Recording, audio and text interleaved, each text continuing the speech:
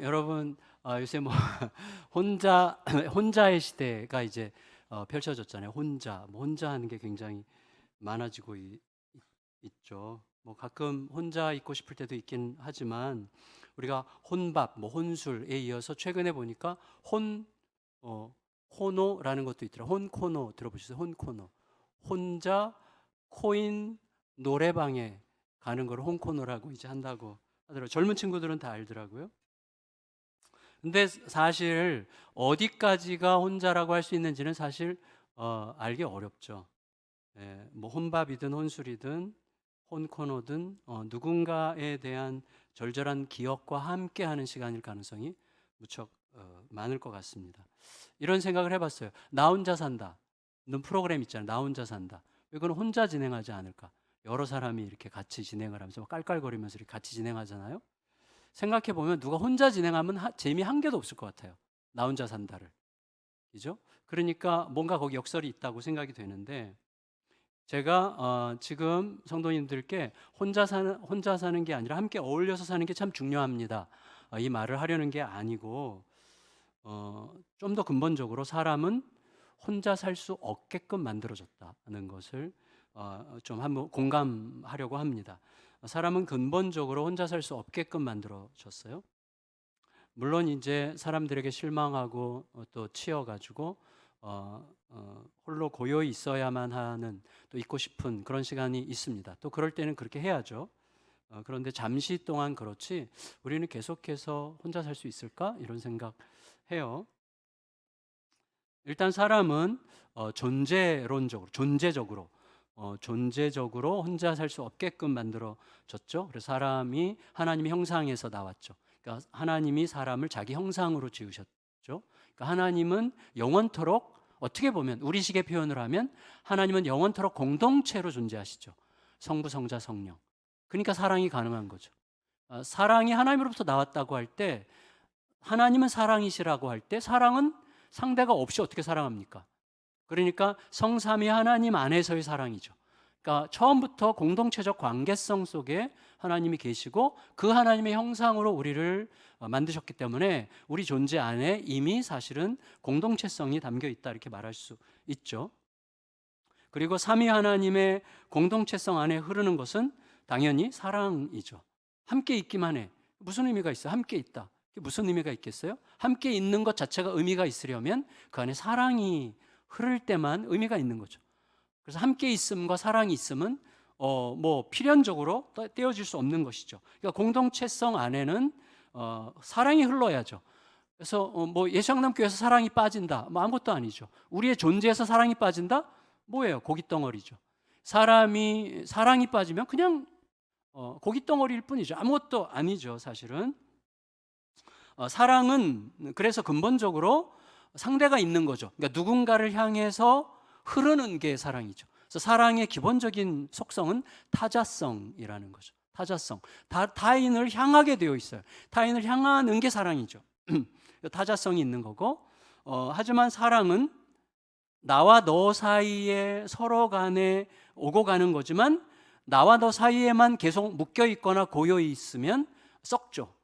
그래서 나와 너 우리끼리만 뭉쳐 있는 사랑은 사실은 어떻게 보면 욕망 덩어리가 되죠. 패거리 집단이 되는 거죠. 확장성이 없는 거죠.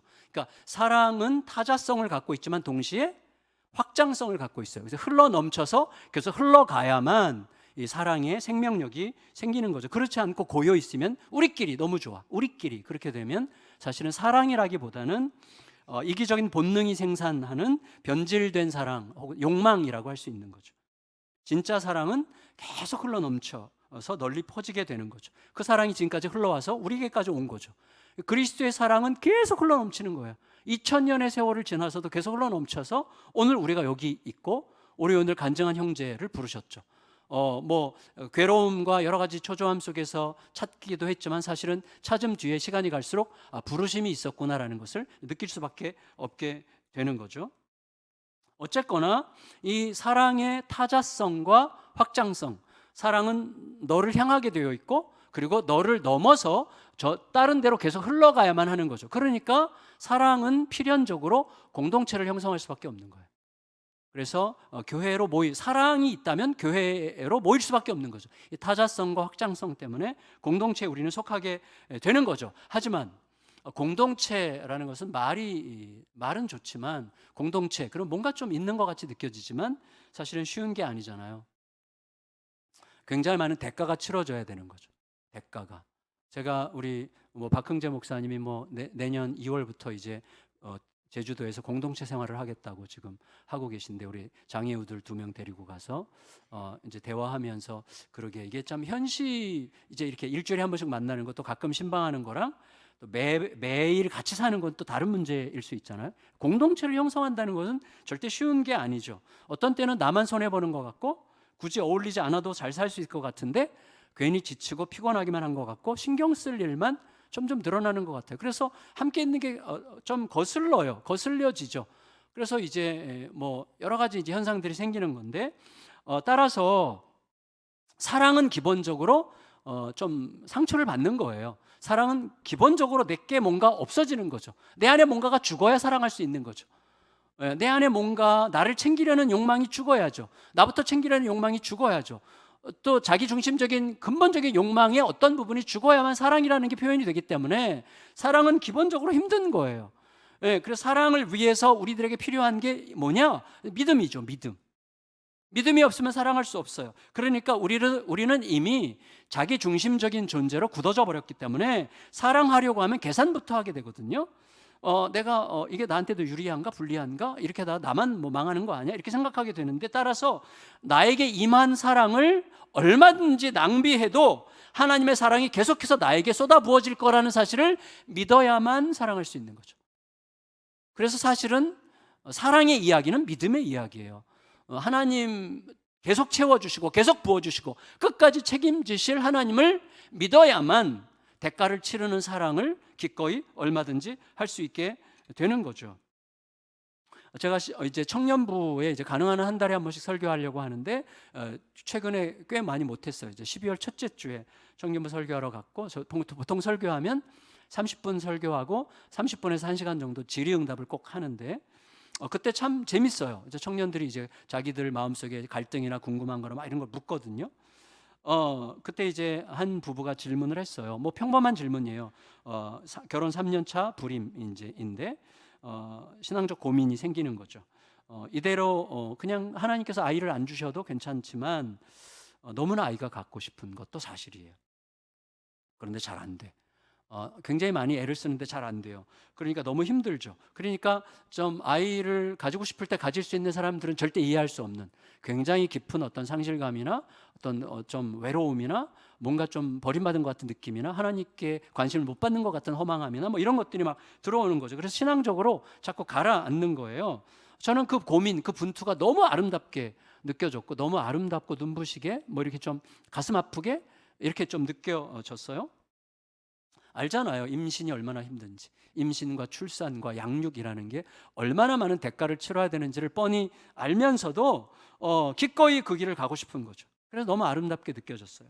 자기 희생을, 매우 험한 자기 희생을 요구하는지 뻔히 알면서도 하나님께서 채워주실 거라고 믿기 때문에 그 길을 갈망하고 있는 거잖아요. 그래서 너무 좋아서요. 그래서 지난주부터인가 4주 동안에 이제 목양실에서 만나서 같이 기도하기로 하고 지금 하고 있는 중이에요. 근데 그게 사랑이죠.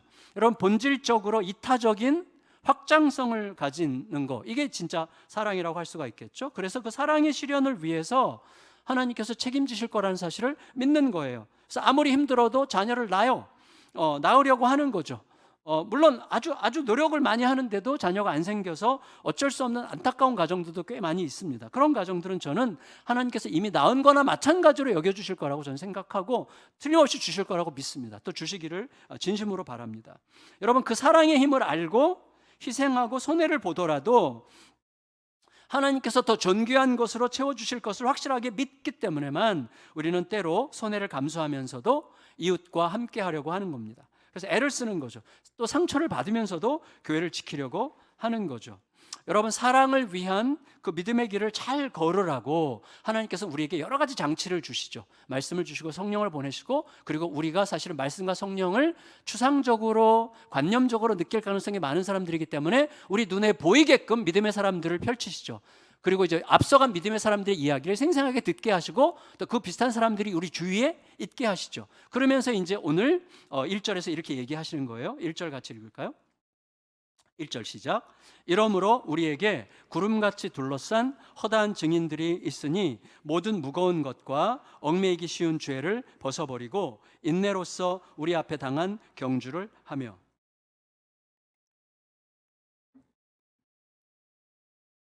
우리를 좀 얽어매는 것들이 있고 또 우리를 좀 얽어매는 무거운 것과 또 쉬운 무거운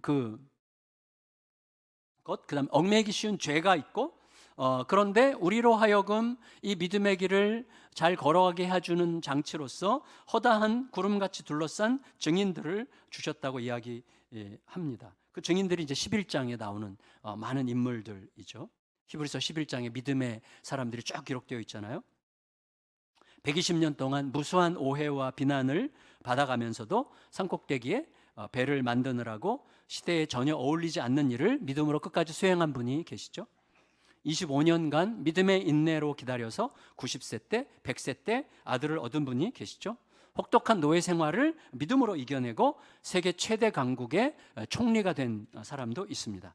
믿음으로 왕자의 자리를 거절하고 백성들과 함께 광야 고생길로 기꺼이 나갔던 위대한 믿음의 사람도 있었습니다. 믿음으로 견고한 성을 무너뜨리고 그 엄청나게 험한 전쟁들을 전부 다 믿음으로 이겨낸 사람도 있었습니다. 돌에 맞고 톱에 쓸리고 칼에 배임을 당하고 지독한 궁핍과 환난과 학대 속에서도 끝까지 믿음을 지켜낸 사람들이죠. 이런 분들이 우리 앞에 딱 버티고 있는 거죠. 그런 분들이 너희를 둘러싸고 있으니까 그들을 봐라, 생각해라. 그들을 좀 보면서 너희의 삶을 비춰봐라 이렇게 얘기하는 거죠.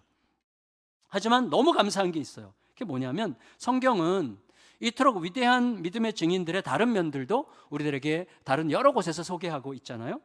저는 이런 생각을 해봤어요. 만일에 노아가 지금 우리 교회 다닌다면 만일에 노아가 우리 교회를 다녀, 지금 노아랑 똑같은 인물이, 노아 똑같은 캐릭터에 똑같은 성격에 똑같은 사람이 우리 교회 다닌다. 근데 그 사람이랑 같은 목장에 배치됐다. 그럼 저는 목사님한테 옮겨달라고 하고 할 것 같아요. 너무 답답해가지고 그 120년을 막 우직하게 막 한 길로 가면서 막 아무것도 막 귀 막고 막 이렇게 가는 저는 너무 답답해서 좀 못 살 것 같다는 생각이 들어요. 그리고 막 저 노아의 성격을 우리가 알 수 있잖아요. 술 취해가지고 이제 홍수가 지나간 다음에 술에 취해가지고 벌거벗고 막 잠들어 놓고 그 모습을 뒤에서 좀 흉봤다고 그 흉본 아들을 막 대대로 막 저주를 퍼붓고 이거 너무 무서워요. 너무 무서운 이런 분과 함께 목장하고 싶지 않습니다. 여러분 생각해 보세요. 제가 밥 먹으러 어디 가면 내 앞자리 옆자리 아무도 안 앉아요. 나 같은 난 노아랑 비교해 보면 아무것도 아닌데도 아무도 안 앉아. 나를 싫어하기도 하겠지만 싫기보다 너무 부담스러운 인간이야 제가. 내 앞에서 밥 먹으면 소화가 안 된다는 거예요. 내가 무슨 잘못을 했어 도대체. 저는 노아랑 같은 목장이고 싶지 않습니다. 그리고 한 번 성질내면 막 나를 잡아 죽일 것 같은 막 이런 느낌이 들어요. 믿음의 조상 아브라함, 여러분 이분이 우리 교회 같은 교회 다녔으면 얼마나 구설수가 많았겠어요. 저 사람 옛날에 막 자기 마누라를 막 누이라고 속여가지고 마누라를 딴 남자한테 막 줬대 막 이러고. 사라 권사님은 어때? 사라 권사님, 아브라함의 아내 사라 권사님 진짜 이상한 사람이죠. 막 너무 히스테릭하지 않아요? 진짜 히스테릭하죠. 자기가 남편한테 막 자기 여종 줘가지고 애 낳으라고 막 해서 애를 낳더니 막 질투심 못 이겨가지고 결국 막 꼴랑 그 여자한테 막 손에 물 한 병 해가지고 광야로 막 내쫓잖아요. 너무 히스테릭. 말이 돼? 이런 구설수가 막 나올 사람들이죠. 여러분 이렇게 거칠고 변덕스럽고 자칫 맞아 죽을지도 모르는 삼손. 삼손한테 잘못 걸리면 이제 뼈도 못 추리죠. 근데 삼손이랑 같은 목장 배치다. 저는 진짜 그게 안 다닐 것 같아요. 진짜. 그러니까 사실은 우리가 믿음의 영웅들 하면 이렇게 와 이렇게 할 수 있겠지만 실제로 그분들이 내 곁에서 산다고 생각해 보세요. 엄청나게 힘들걸요? 아마 쉽지 않을 거예요. 쉽지 않습니다. 그리고 막 그렇죠. 그래서 여러분 우리들은 그런데 동시에 또 무척 간사한 사람들이에요. 아주 간사해요. 그래서 어떻게 하냐면 이 철저한 또 처절한 고난 중에 믿음의 승리를 이룬 분들을 보면 와 히브리서 11장 읽으면서 와 이렇게 해요. 그리고 감상만 하고 끝나. 시대가 달라 나랑은. 입장이 달라 처지가 달라 이렇게 생각한단 말이죠. 그리고 다른 한편으로 이런 사람들이 막 실패한 이야기들 막 들으면 막 거짓말하다가 봉변당하고 미련하게 자만하다가 막 두 눈 뽑히고, 삼손처럼 신실하게 막 믿음의 길을 갔을 뿐인데 나중에 막 돌 맞아 죽고, 일생을 다 바쳐서 믿음으로 배를 만들었는데 그를 기다리고 있던 것은 황량한 죽음의 세상과 깊은 우울감 뿐이었다는 사실. 노아가 왜 이렇게 취해서 막 자빠졌겠어요? 하루 이틀이었겠어요? 진짜 외로웠을 것 같아요. 아무도 없는 거예요, 세상에. 얼마나 외롭고 적막했겠습니까? 우울하죠. 우울할 수밖에 없죠. 여러분, 근데 그런 분들의 연약함, 약점을 알게 되면 우리는 굉장히 쉽게 실망하거나 믿음의 길을 멸시하거나 굉장히 안일해지죠. 온갖 믿음이, 사실은 우리들이 알아야 되는데 믿음에 대한 오해를 이제 많이 하기 때문인데, 믿음이라는 게, 여러분, 우리들이 살고 있는 믿음이라는 게 온갖 의심이 함께 있는 거라는 사실. 믿음에 의심이 담겨 있고 실패의 그림자들에 둘러싸여 있는 이야기라는 거를 우리 잘 인정하려고 하지 않기 때문에 우리가 사실은 엉뚱한 생각을 하는 거예요. 그래서 믿음의 길을 가는 사람은 나랑 처지가 다르다고 생각하고, 실패한 사람 통해서는 굉장히 안일해지고 막 이렇게 되는 연약하고 간사한 자들이거든요. 그래서 그렇게 자꾸 계산적으로 되면 조그만 어려움만 만나도 금방 타협하는 거예요. 그래서 결국 소비자가 되는 거예요. 소비자가 적당히 거리를 두고 예배도 말씀도 감동도 잠시 만족을 위한 소비재로 전락을 하는 거예요. 그래서 감동은 받긴 하지만 감동받았다는 어떤 감동 쿠폰에 도장 하나 딱 찍고 끝나는 거예요. 그게 뭐 삶으로 이어지지 않습니다. 그냥 소비하고 끝나는 거죠. 종교 소비자들만 점점 늘어나는 거예요. 예배는 드리지만 잠시 후면 바람처럼 사라지고 말 당장의 안위, 잠시간의 만족에 더 집착하는 욕망 소비자, 종교 소비자로 전락하는 이런 삶이 펼쳐지게 되는 것이죠. 히브리서 저자는 그걸 알았어요. 그리고 히브리서가 쓰여진 배경 중에 하나가 바로 그런 분들이 있었기 때문에, 교회 안에 예수님 중심으로 막 힘있게 일어났다가 나중에 현실적으로 좀 손해볼 것 같으니까 이제 소비자로 전락하고 거리를 두고 나는 함께 하고 싶지 않아, 이렇게 거리를 두고 뒤로 물러나는 사람들이 있었기 때문에 히브리서가 기록이 된 거거든요. 예수를 봐라, 그리고 믿음의 선배들을 봐라. 우리 징계받고 어려움 당하는 거 너무나 당연한 현실이다. 하나님의 자녀들에게 어려움 있는 거 너무나 당연한 일이다. 이런 논리를 계속 펼치는 거거든요. 그래서 뭐라고 얘기했는가 하면 히브리서 6장에서는 하늘의 은사를 맛본 사람, 성령의 은혜를 누린 사람, 선한 말씀의 능력을 맛본 사람, 내세의 능력, 다음 세계의 능력도 맛본 사람인데도 여전히 이 땅의 만족과 안위에 만족하려고 하는 사람들이 있는 거예요. 다만 종교 소비자로 전락한 사람들이 생겼어요, 그 시대에. 그래서 경고하는 거죠, 그들에게. 너에게 기회가 없을지도 모른다. 정말 너희들 긴장해라. 이렇게 이제 얘기하는 거죠.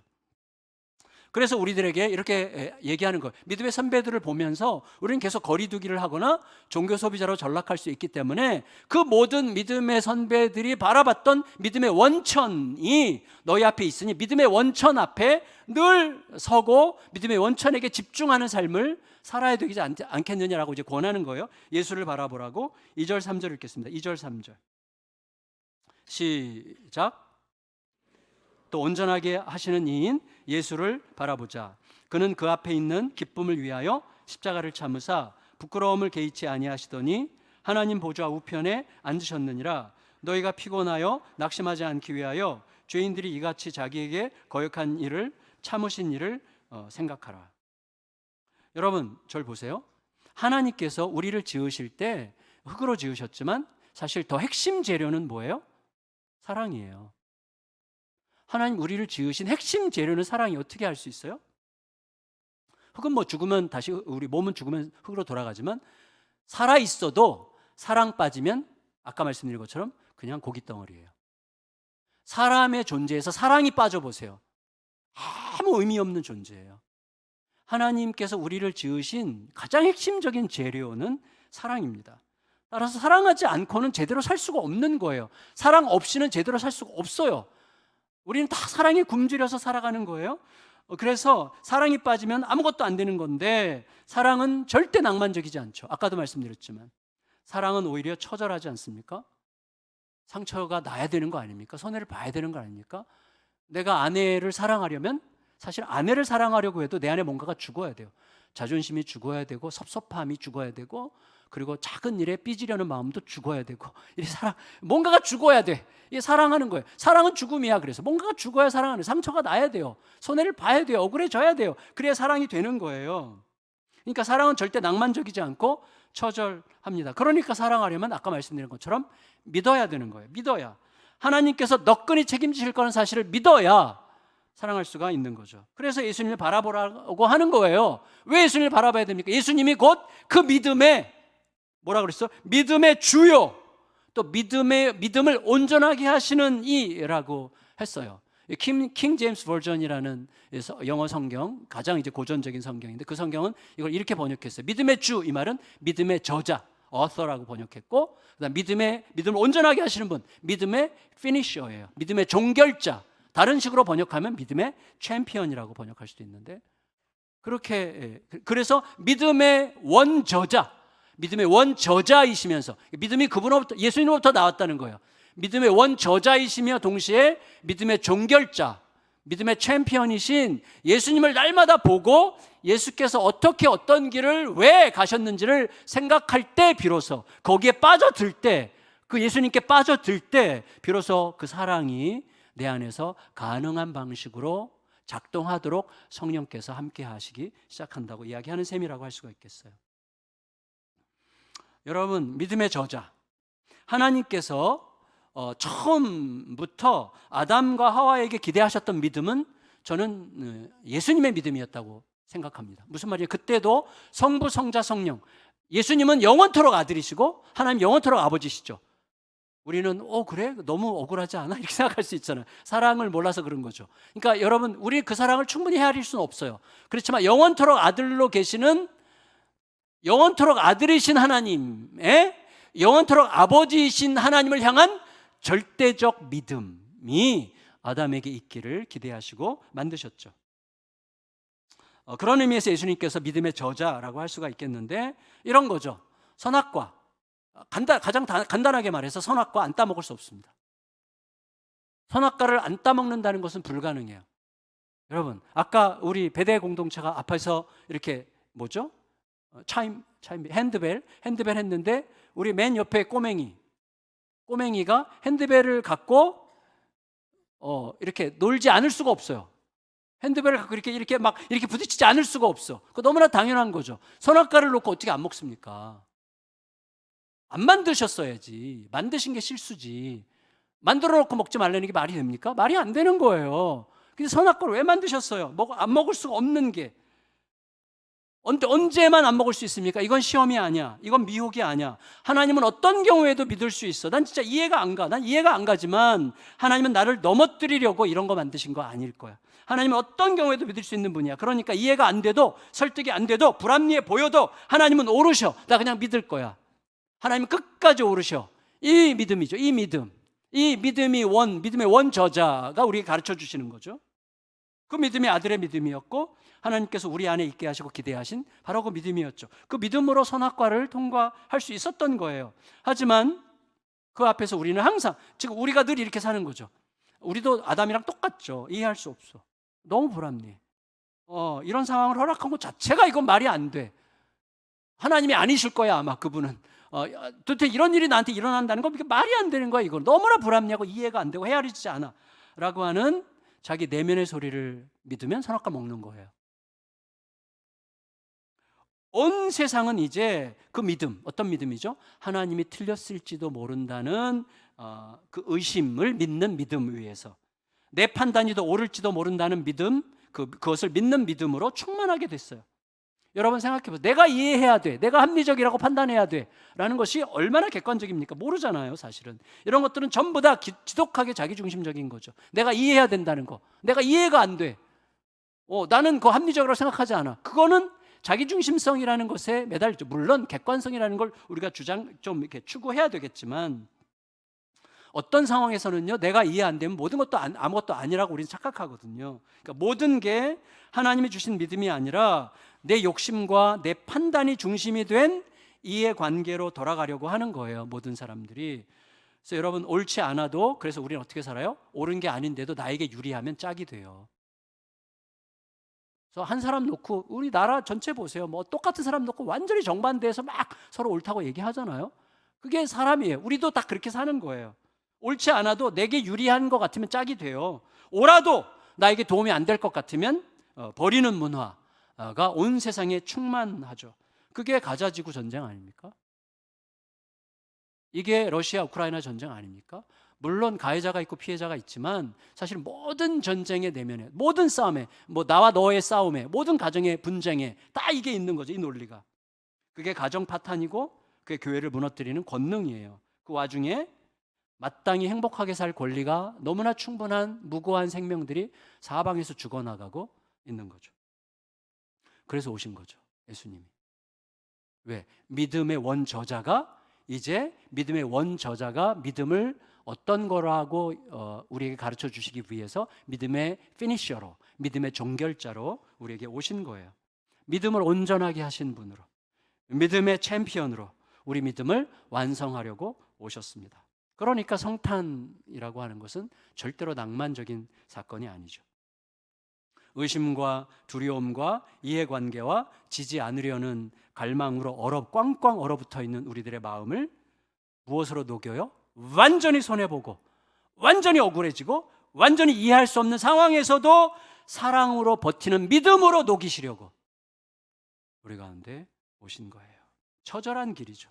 온갖 위협과 멸시와 격렬한 비난 사이를 거칠게 통과하고 환호성을 지르면서 열광했던 사람들조차 철저한 오해로 전부 다 버리고 떠나가 버리는 이 혹독한 시간에도 결국 아버지로부터 버림받아 십자가에서 죽어가는 순간까지도 뭐라 그래요? 아버지 손에 부탁합니다. 아버지를 불러요. 그 시간에도. 그 믿음, 그 믿음의 종결자의 모습으로 우리에게 오신 거죠. 믿음의 완성자로 오신 거죠. 그 믿음으로 여전히 지금 우리들의 길을 계속 비춰주고 계시죠. 그 예수님을 바라볼 때 그 믿음의 길을 보게 하시고 예수님이 이때 어떻게 하셨는지 그리고 무엇을 위해서 그렇게 하셨는지 계속 알게 하시면서 오늘의 나를 조금씩 더 잘 이겨 믿음의 길을 걷도록 그렇게 하실 거예요. 그래서 이때 누군가가 이렇게 딱 말할 거예요. 맞아, 그거야. 그래서 나는 예수님을 믿지만 교회는 안 다니는 거야. 예수님은 믿어. 난 예수님은 진짜 너무 사랑해. 교회 가면 이 믿음 다 잃어버리기 때문에 나는 교회를 안 다녀. 내 믿음을 지키기 위해서도 나는 교회를 다닐 수 없어. 이렇게 얘기하는 거죠. 나 예수님 더 잘 믿으려고 떠난 거야. 말하는데 이해가 갑니다. 이해가 가요. 하지만 안타깝게도 매우 불완전한 신앙인 게 너무나 분명하죠. 왜냐하면 그 믿음의 저자이자 믿음의 완결자이신 예수님이 분명히 뭐라고 그랬어요? 우리에게 함께 있으라고 하셨잖아요. 그분이 자기 핏값을 지불하고 교회를 세우셨잖아요. 물론 어떤 지역교회 특별한 사정에 의해서 그리고 거기서 절대로 영적으로 내가 도무지 성장할 수 없기 때문에 떠날 수 있어요. 얼마든지 그건 가능하다고 생각합니다. 그러나 교회 자체를 그러면 계속 기도하면서 찾아야죠. 그리고 하나님께 계속 질문해야죠. 계속 공동체에 어떻게 속할 것인가를 물어봐야 되거든요. 여러분, 따라서 실망스러운 사람들이 여전히 여기저기 보이고 매우 시끄럽고 거칠고 상처만 남기는 그런 교회 가는 게 맞아? 내가 가줄 수는 있지만 또 가는 것까지는 내가 봐줄 수 있지만 자꾸 뭐 목장 뭐 이런데 막 목장 소그룹 막 이런데 나오라 그러고 막 뭐 봉사하라 1인 1사역 뭐 이런 거 뭐 왜 이렇게 닥달을 해? 이해할 수 없어. 진짜 합리적이지 않아 라는 생각으로 공동체를 멀리할 수 있지만 그거는 일단 예수님께서 우리에게 주시려는 충분함을 누리지 못하는 안타까움이라고 할 수가 있겠죠. 그러니까 이런 거랑 비슷해요. 우리 애들이 먹어봐. 진짜 맛있는 음식인데 먹어봐. 무조건 거절하는 애들 있죠. 무조건 난 싫어. 전에 한번 그 비슷한 거 먹었는데 나 절대로 못 먹어. 근데 막 억지로 막 넣어줬더니 뭐 이러면서 다 먹는 막 그런 경우 있을 수 있잖아요. 뭐 이게 적절한 비유가 아닌 거 제가 말하면서도 좀 웃겨 유치했어요. 정말 죄송합니다. 근데 여러분 다시 말하면 예수님께서 온몸으로 보이신 믿음에 참여하지 않겠다는 뜻이기 때문에 안타까운 거예요. 선악과를 거기 두신 하나님을 불합리하게 여겨서 그 선악과를 따먹은 아담의 길을 또다시 걸으려는 거나 마찬가지일 수도 있다고 생각합니다. 예수님은 분명히 우리에게 계속 모이기를 힘쓰라고 하세요. 왜 그렇게 말씀하신지를 좀 얘기를 나누려고 합니다. 예수님께서 우리에게 있게 하신 자리는 뭐냐면 아름다움과 누추함, 양면 모두를 가지고 있는 믿음의 증인들과 함께 나도 그들 중에 하나라는 사실을 인식하고 함께 주님을 바라보는 자리가 우리를 있게 하신 자리예요. 우리는 깔끔한 자리로 부름받지 않았습니다. 깔끔하고 뽀송뽀송한 자리로 부름받지 않았습니다. 깔끔하고 뽀송뽀송하게 살려면 여기 있을 필요가 없어요.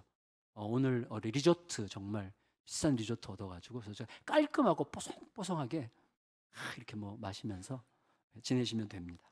근데 우리는 여기 지금 있어요. 이 자리에. 그러니까 정말 위대한 거죠. 위대한 걸. 우리가 여기 왜 있게 됐나? 하나님이 우리를 여기 왜 있게 하셨나? 이제 그 얘기를 지금 우리가 하고 있는 것이죠. 그러니까 하나님이 있게 하신 자리예요. 있게 하신 자리는 어디예요? 뭐 아름다움도 있지만 누추함도 동시에 가지고 있는, 이게 막 뒤죽박죽 섞여 있는 이런 막 뭔가 혼란스러운 그런 것에 둘러싸여, 그런 믿음의 증인들에게 둘러싸여서 주님을 바라보는 자리가 우리가 있는 자리예요. 여러분, 믿음의 선배들, 히브리서 11장에 등장하는 모든 분들이 뭐 그렇게 깔끔하고 대단하지 않았잖아요. 얼마나 질척거리고 얼마나 힘들었고 얼마나 막 헐떡거리면서 살았습니까? 그게 우리들의 모습이잖아요.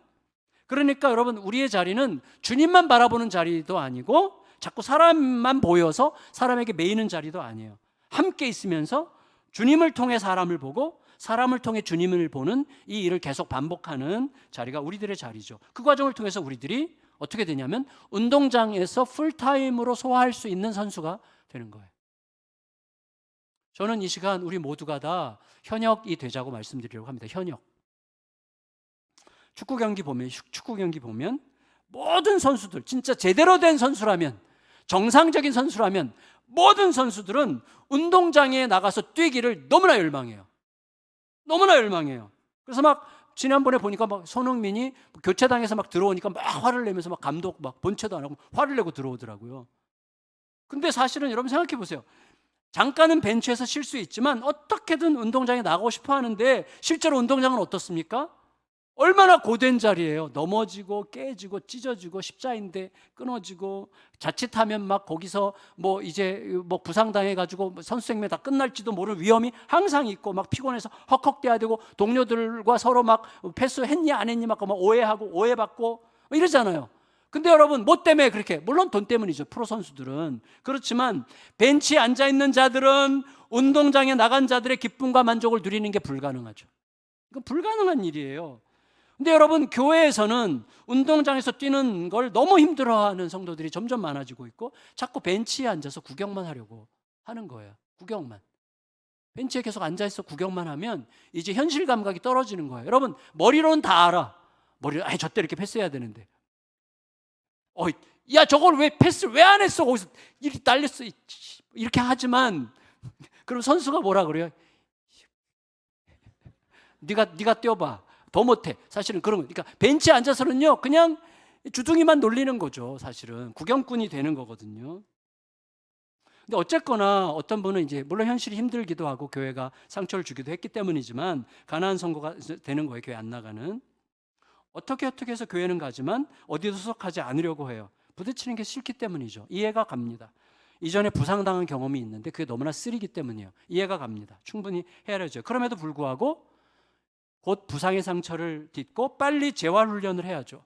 운동장에서 이제 나갈 준비를 해야죠. 왜냐하면 거기서만, 운동장에서만 진정한 승리의 기쁨을 얻을 수 있고 현역으로 뛰면서만 근육이 유지되기 때문이고 발달하기 때문이죠. 여러분, 제가 지난번에도 말씀드렸지만 내가 나를 지켜야만 나를 아는 사람들을 지킬 수 있는 거죠. 예를 들어서 뭐 제가 저같이 보잘것없는 사람들 여기서 무너지면 너무 많은 사람들을 무너뜨릴 수 있겠죠. 그러니까 내가 나를 지키고 나를 지킴으로 나를 아는 사람들을 지키려면 나에게는 이런 모임이 필요한 거예요. 운동장에서 뛰는 모임이 필요한 거예요. 운동장에서 뛰는 모임.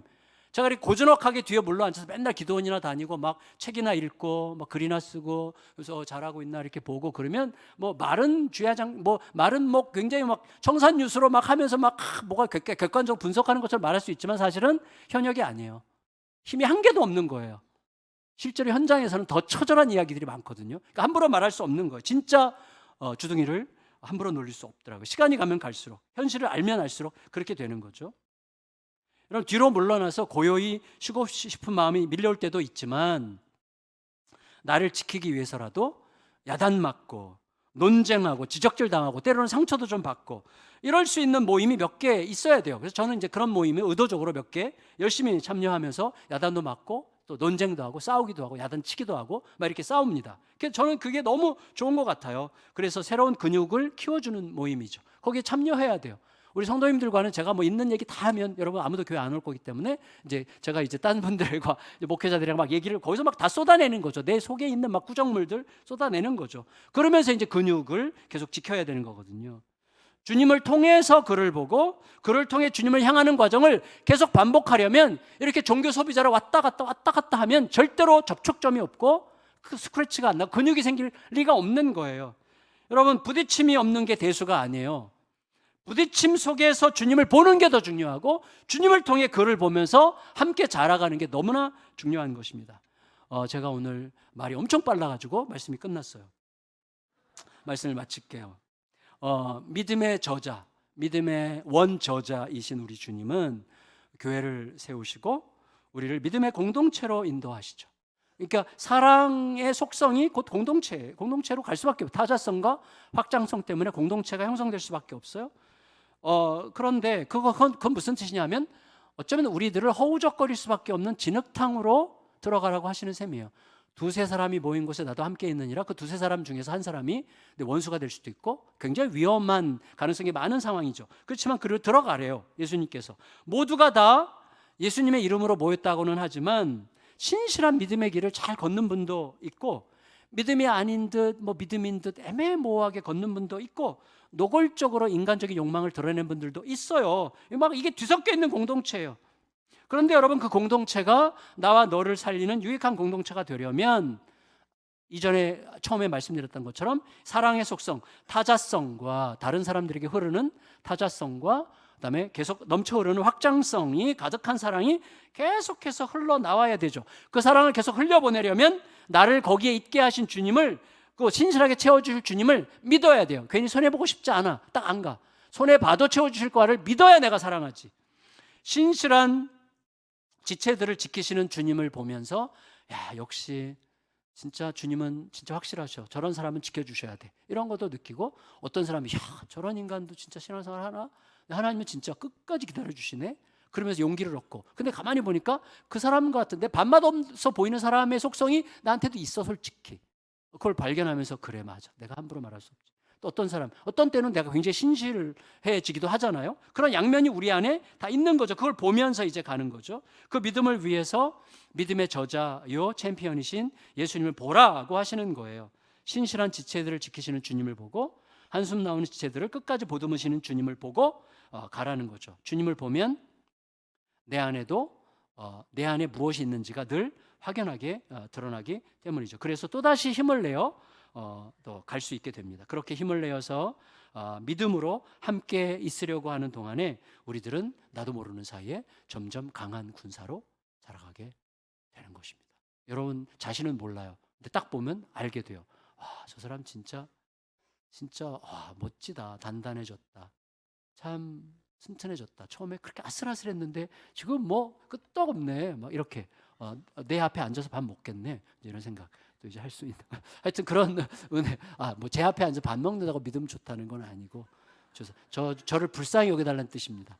하여튼 여러분 그런 믿음의 길을 잘 걸으면서 예수양남 교회 안에서 구석구석에서 정말 이렇게 신실한 단단하고 아름다운 서로를 계속 성장시키는 그런 믿음의 공동체들이 사방에서 막 일어나는 목장들이 막 그렇게 일어나는 거룩한 은혜가 임하시기를 예수님의 이름으로 축원합니다.